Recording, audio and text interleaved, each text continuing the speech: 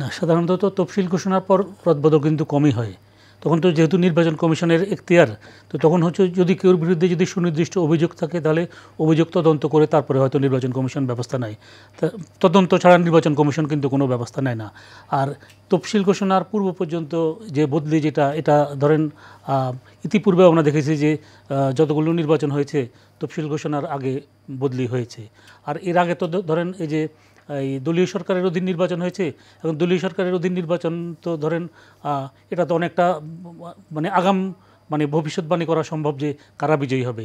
But তত্ত্বাবধায়ক সরকারের অধীনে যতগুলো নির্বাচন হয়েছে দেখা গেছে যে তত্ত্বাবধায়কের আগমন পরবর্তী, তফসিল তো তারপরে হয়, তত্ত্বাবধায়কের আগমন পরবর্তী তত্ত্বাবধায়ক কিন্তু ব্যাপক রদবদল করেছে।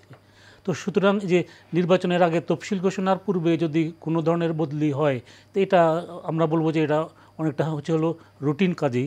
এটা হচ্ছে হলো জাস্ট হচ্ছে হলো যে স্বচ্ছতা আনয়নের জন্য, বা হচ্ছে হলো যে এই যে এই যে এই প্রশাসন বলেন বা পুলিশ বলেন, এই দুটাকে মানে অধিকতর কার্যকর করার জন্য এটা করা হয় আর কি।